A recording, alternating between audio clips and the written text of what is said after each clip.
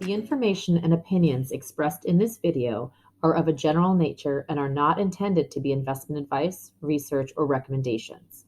Please consult your investment professional for your own circumstances. The information in this video reflects the opinions of Arca Labs and the video's participants on the date of production and are subject to change at any time without notice due to various factors. Arca Labs is separate and unaffiliated from any third parties participating in the video presentation, and Arca Labs is not responsible for any third parties' products, services, or policies. Welcome to Tokenization Talks, powered by Arca Labs. I'm Annelise Osborne. Arca Labs is focused on innovating responsibly. We are excited to bring you institutional thought leaders in the digital asset space. Our guest today is Ronit Walny, who is Head of Investment Innovation at AllianceBernstein. Ronit, thank you so much for joining us today. Thanks for having me, Annelise.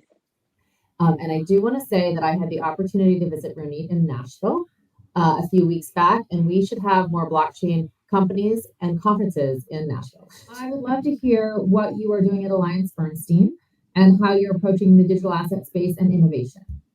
Yeah, so we're really, just to back up a little, AllianceBernstein is a global investment management company.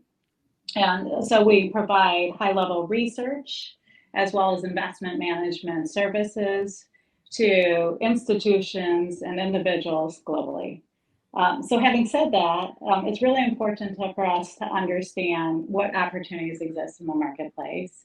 And the digital asset ecosystem, as well as what the technology that empowers that, blockchain, really does provide some significant opportunities in the marketplace. So we went on, we basically looked at what opportunities are available to our clients and our firm in that digital asset ecosystem, as well as what can we bring to the table. So what did you find out? Or what do you believe you can bring to the table? Yeah, that's a good place to start. So there's a few places that we've decided to be involved within the digital asset ecosystem. So first place, which is really important, and it's not about what we can bring, it's already happening, which is our research analysts. So our research analysts are focused on and have done considerable research on how the digital asset ecosystem is impacting incumbent markets. There's many industries that are being impacted by this technology, and there's a lot of research to be done on how that affects the markets and what that means to the individual companies. I'll say in addition, there's research on how some of these new markets, including crypto, are going to impact the portfolio of construction over time. So we're looking at that. The other place that we're looking at is ensuring that we have access to the markets. And that means a lot as an asset manager. So number one, can we make sure that we have best execution? So we've seen places where bond markets have started to be offered, maybe more experimentally, but eventually it could be more common to have digital offerings of bonds, digital offerings of different investment solutions. I had the opportunity to hear you and Sandy speak in the last webcast, and you spoke about a lot of exposures that will be available in the market. So we want to make sure that we capture access. And that means a lot, because not only is it making sure that we're in the right marketplace and connected, it also means that we have custodial solutions, so we know how to keep it, how we have consolidated reporting, that we're able to assess the new risks of this market, counterparty risk, what happens, like who are we facing? What's our tie on assets? What happens in bankruptcy? So those are the places where we think we can add value in the marketplace. And then there's places where the technology itself can add value to our business, where we can offer things faster, cheaper, and with more clarity. And that really is, I think of that as the operational efficiencies that the blockchain technology unlocks. Sure. No, I think there's efficiencies both on the front office and the back office. So the front office is kind of generating revenue, and the back office is decreasing costs. And so I think you can find opportunities on both sides. It's just where, where do you start and how do you implement that? And from your comment on Sandy's talk, it's really interesting to think of all the alternatives that will be out there and how they're coming. I kind of look at the industry as starting, let's look at traditional assets and work on digitizing traditional assets. But I think that will open up once that has happened, because I think it's too difficult to give a new structure and a new technology to traditional people.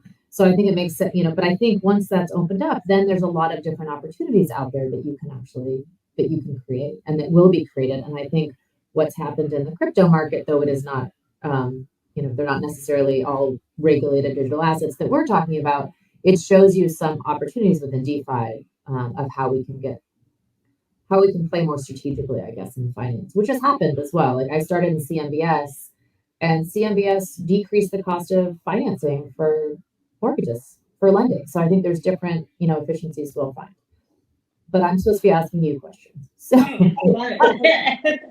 I think it's completely, I completely agree with you that there's a lot of efficiencies that are uncovered because of this technology.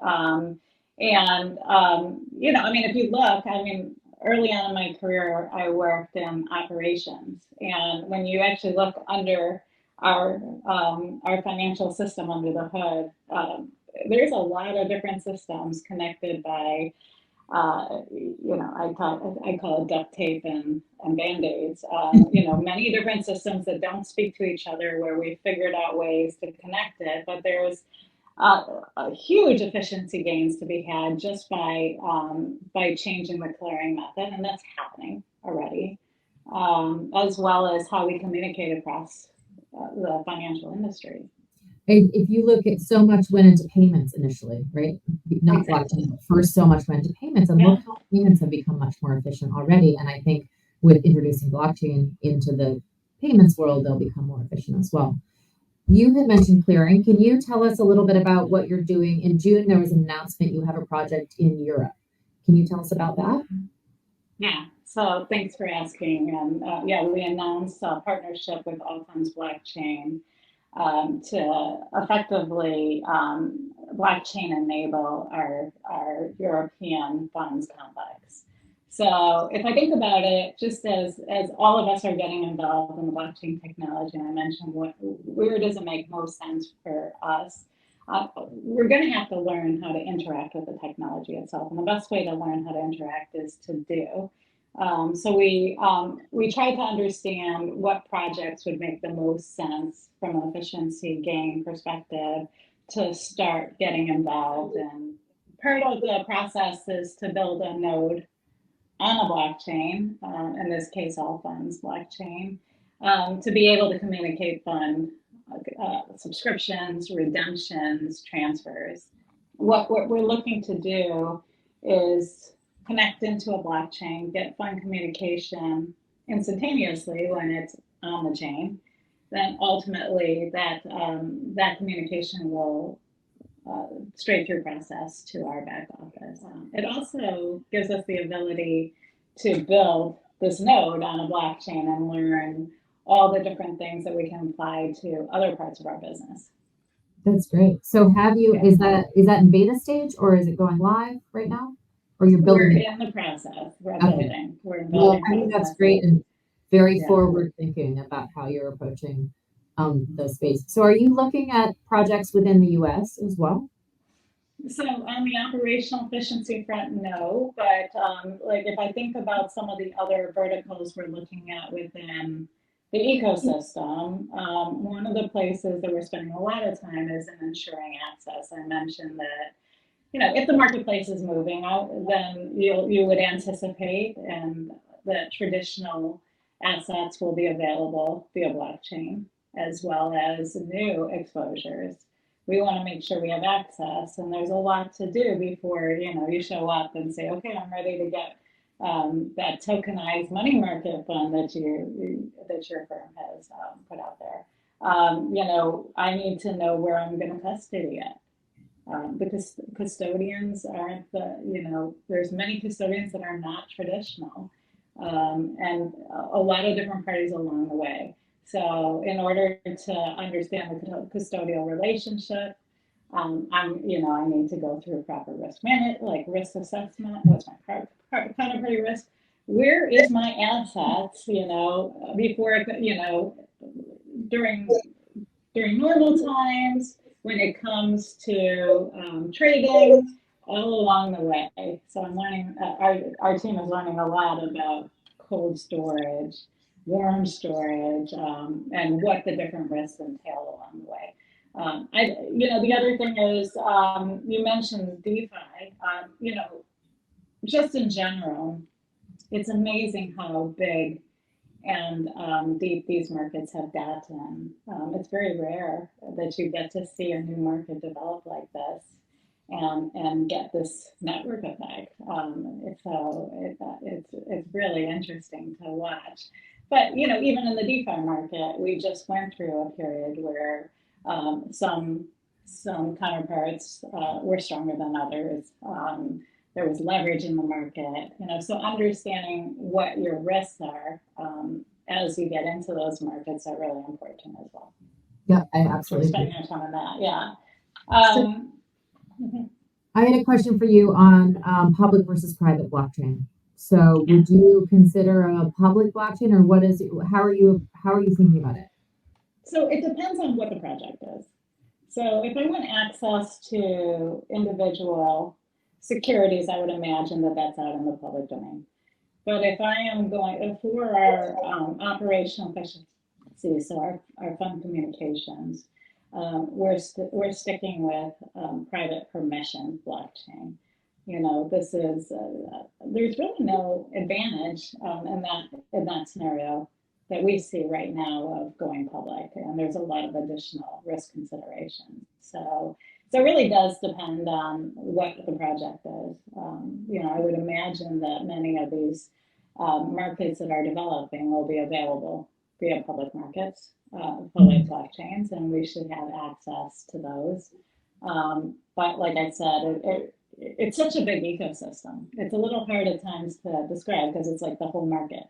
So there's, I think there's a place for private permission, especially when you have significant money movements or data sharing where you need security and you value security. There's other places where access becomes really important, especially in, like a traditional market everybody needs to have access to make it a real traditional market. So there you would anticipate more of a public approach. Makes sense. What about clients? Are your clients asking you for digital assets, or are you hearing anything from them about the space? Yes. We get a lot of questions. I think right now everybody's more in the exploratory phase. The digital asset, what is a digital asset ecosystem? Most people are familiar with a few of the cryptos, but the reality is it's a pretty broad ecosystem. And just so we spend a lot of time kind of understanding and talking to counterparties about what this broad ecosystem really is, where the opportunities are. There's a huge difference between Bitcoin and getting involved in the lending markets using a stable coin. There's a lot of discussion around just kind of understanding what the risk exposures are within that ecosystem, what the opportunities are within that ecosystem. And then in addition, what we're really excited about is what new opportunities the traditional asset management world can bring to the ecosystem. It's a developing market. There's a lot of volatility in that market. As you mentioned, I believe, Annelise, you mentioned that some individuals only have wallets and really have kind of cut their teeth in investing in the crypto world and would benefit from having some stability within their investment portfolios as well. So being able to offer traditional asset classes into a wallet structure, I think there's going to be a lot of advantage to that. I agree. I think from a portfolio perspective, it's important, even for people that invest in cryptocurrencies and stablecoin, which are more speculative, to have traditional financial opportunities for saving and investments that are more stable. Yeah, so the three ways we were looking at the digital asset ecosystem was, first of all, what asset classes in the traditional space would benefit from being provided on this ecosystem, which I think of as tokenization. I think there's a ton there to be done. The second thing is because of the digital asset ecosystem, there's the native assets that we want to make sure we can take it that we have access to. So native coming into traditional, and we explored that as well. I think that the most common scenario there is an ETF that holds crypto. We're not doing anything there, but that would be an example of bringing native on-chain assets into the traditional world. And then finally, what new asset classes are being opened up because of this technology? So you and Sandy had a lovely conversation about some of the potential there. Yeah, it's very exciting. But I really appreciate you joining us today. And just to throw you a sideball, you are also an expert on inflation. So I would love to hear your comments on the market right now, given the current inflationary environment. Well, we could take a whole podcast on that at the moment because it's probably one of the leading factors impacting markets around the world. So maybe I'll just focus on a question that I get a lot, the intersection of inflation and crypto. So there's often a lot of questions about, is crypto a good hedge against inflation? So I'll share my opinion on that. One of the things that is kind of a bit of a misnomer is that in the short run, gold is a hedge against inflation. And I mean, we're witnessing it right now where people would have expected, given the inflationary environment, that gold would have gone up. And in reality, that wasn't the case. The same as with crypto. I mean, look, there is inflation because of supply chain disruptions, which is what we've had a lot of in this environment. And then there's inflation because your currency is declining very quickly. So I think crypto and stable coins are a great way for people to sidestep a currency devaluation, which can cause significant inflation. But it's not going to help with, there's no evidence that it helps with supply chain disruption. So supply-led inflation.